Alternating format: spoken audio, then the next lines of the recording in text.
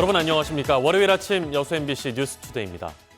고흥을 방문했던 210번 확진자와 접촉한 30명이 보건당국 검사에서 음성으로 확인됐습니다. 고흥군 보건소는 210번 확진자와 동선이 겹치거나 밀접하게 접촉한 것으로 보이는 30명에 대해 코로나 감염 검사를 의뢰한 결과 30명 모두 음성 판정을 받았다고 밝혔습니다. 이 중 밀접 접촉자 11명은 보건당국 지침에 의해 당분간 자가격리를 이어갈 방침입니다. 전남도 의회가 전남도 내 의과대학 설립 촉구 건의안을 채택했습니다. 전남도 의회는 전경선 보건복지 환경위원장이 대표 발의한 전남도 내 의대 설립 촉구 건의안을 채택하고 코로나19 재난 상황에서 전남의 열악한 의료 여건이 문제되고 있다며 의료 환경 개선을 위해 의과대학 설립이 반드시 필요하다고 밝혔습니다. 전남도는 전국 광역지방자치단체 가운데 유일하게 의과대학과 중증질환 전문병원이 없고 응급의료 취약지역 전국 99개 지자체 가운데 전남 17개 시군이 포함되어 있습니다. 순천시가 코로나19 지역사회 감염 방지를 위해 총력 대응에 나서고 있습니다. 순천시는 코로나19의 지역사회 감염 방지를 위해 코로나19 전담팀을 구성한 데 이어 재난 예비비를 긴급 투입하는 등 지역사회 방역 대응에 총력을 기울이고 있습니다. 순천시 보건소는 선별진료소의 진료 강화를 위해 1억 원을 투입해 검사 장비를 구입하고 열화상 감지 카메라 설치를 확대하는 한편 24시간 상황실을 운영해 시민과 병의원 환자 모니터링을 강화하고 있습니다. 코로나19의 영향으로 동계 전지 훈련 지역들도 타격을 받고 있습니다. 지자체들은 침체된 지역 경제를 우려해 예방을 강조하며 내심 전지 훈련에 와줄 것을 바라는 눈치입니다. 박영훈 기자가 취재했습니다. 배드민턴 국가대표인 김혜정 백하나 선수. 소속팀 선수들과 함께 땀방울을 흘리고 있습니다. 배드민턴에서 체력 운동은 빼놓을 수 없는 거니까 중요하다고 생각해요. 전지훈련, 이번 전지훈련. 이처럼 올겨울 들어 지금까지 땅끝을 찾은 전지훈련 선수는 2,400여 명. 당초 예상치의 60%를 겨우 넘어섰습니다. 코로나19의 영향으로 리틀 야구와 펜싱 등 10개 팀이 훈련을 취소 또는 중단했습니다. 숙박과 음식점 등 지역 업소는 직격탄을 맞고 있습니다. 선수들을 위해서 많이 노력하고 있는데 또 취소돼 버리니까 좀 속은 상하죠. 남녘의 나머지 시군도 사정은 비슷해 전남에서만 전국 실업 검도 대회 등 10여 개 스포츠 대회가 취소 또는 연기됐습니다. 지자체들은 코로나19의 확산을 우려하는 목소리에 대놓고 나서진 못하지만 방역과 진로 연계 등 안전성을 강조하며 방문을 기대하는 눈치입니다.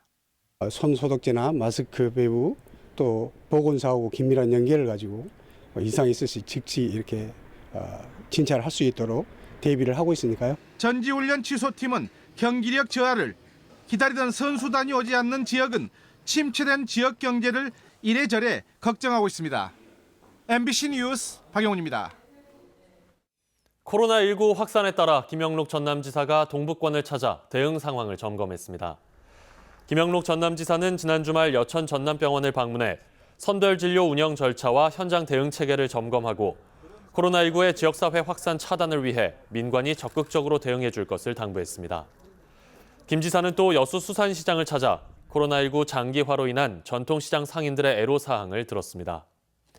전라남도는 코로나19 확산 우려가 커짐에 따라 도내 다중이용시설들에 대한 특별 방역과 함께 음압 격리 병동을 갖춘 전담병원 가동을 준비하는 등 상시 방역 감시 체계를 유지하고 있습니다. 광양시도 코로나19 확산을 위해 공공체육시설을 임시 휴장합니다. 광양시는 시설 소독과 예방수칙 홍보 등으로 공공체육시설을 운영해왔지만 전국적인 코로나19 확산 추세를 감안해 다음 달 31일까지 공설운동장과 광양수영장 등 18곳을 휴장한다고 밝혔습니다. 이와 관련해 광양시는 코로나19 상황을 지켜본 뒤 개장 여부를 다시 결정할 예정입니다. 여수시 의회가 올해 주요 연구 테마로 무장애 도시와 슬로푸드를 잡았습니다. 여수시 의회는 최근 운영위원회 심의를 통해 올해 시의원들이 참여할 주요 연구단체로 무장애 도시 조성을 위한 정책과 슬로푸드 활성화 방안 등 4가지를 선정해 승인했습니다.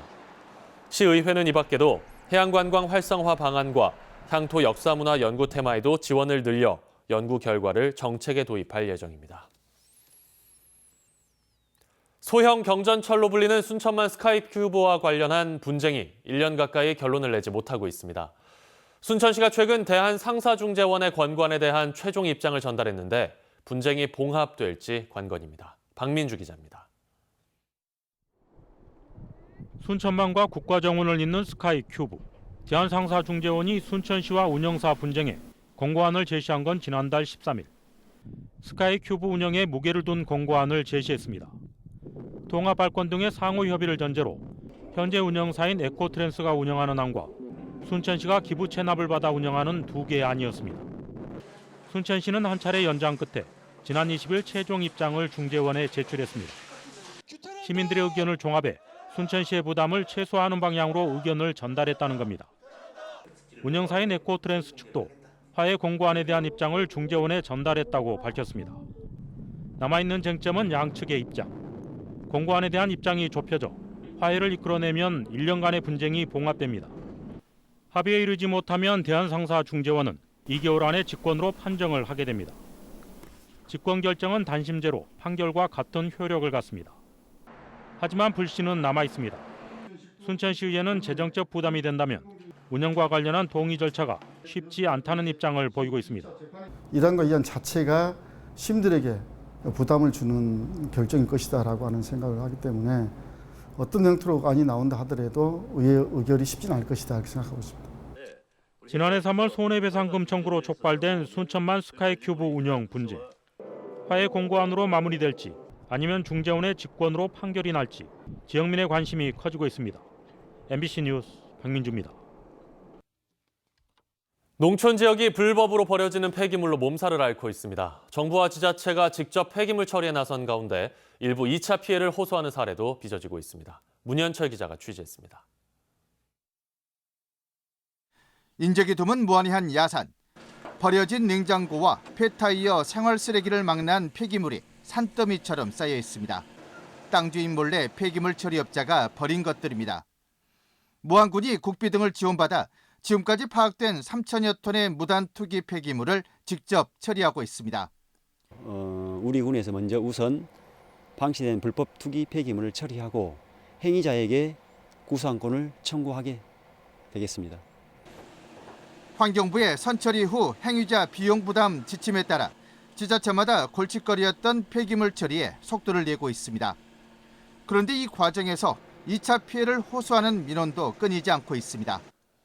각종 폐기물들로 가득 찬 한 농공단지 공장 건물. 2년 전 전선 재활용 작업장으로 빌려줬는데 임대인이 폐기물만 버려놓고 달아났습니다. 지자체는 2천여 톤에 이른 이들 폐기물을 먼저 처리한 뒤 임대 책임이 있는 공장 건물주에도 처리 비용을 물리겠다는 입장. 가뜩이나 임대 사기로 골머리를 앓고 있는 공장 건물주에게 수억 원의 처리 비용은 날벼락 같은 소식입니다. 공장 할 때도 거기 지금 엄청난 비용을 때가 떠안고 왔기 때문에 여기까지 처리한다면 좀 시간이 걸리고 업체 입장에서 진짜 완전히 연습체인데 정말로. 정부가 파악한 불법 투기 폐기물은 전국적으로 120만 톤.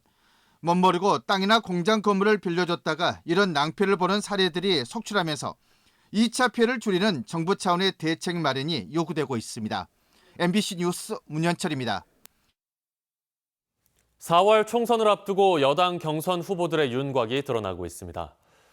더불어민주당은 어제 광양 곡성 구례 선거구 경선 후보로 서동용, 권향엽 예비 후보자를 결정하고 경선 후보 등록 뒤 경선을 치를 예정입니다. 한편 이미 경선 후보가 결정된 여수 을과, 고흥, 보성, 장흥, 강진 선거구의 경선은 오는 27일부터 시작될 것으로 예상됩니다. 새로운 야당들의 잇따른 출범으로 선거 구도에도 변화가 예상됩니다.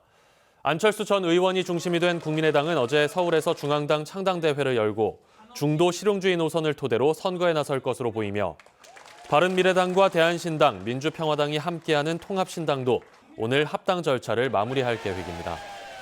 한편 바른미래당의 주승용 최도자 의원과 민주평화당의 황주홍 의원도 통합신당에 합류할 것으로 알려져 총선에서 어떤 역할을 할지 주목됩니다. 순천시가 지역 내 마을기업 확대 육성에 나서고 있습니다. 순천시는 최근 행정안전부, 전라남도와 지역 특화형 마을기업 육성 사업에 대한 업무 협약을 체결하고 하나의 읍면에 여러 마을 기업을 육성하는 사업을 추진하기로 했습니다. 이에 따라 순천시는 행안부 지역 특화형 시범마을로 선정된 나간면에 3년간 국비 4억 원 등 모두 8억 원을 투입해 마을 기업 25개소를 육성할 계획입니다.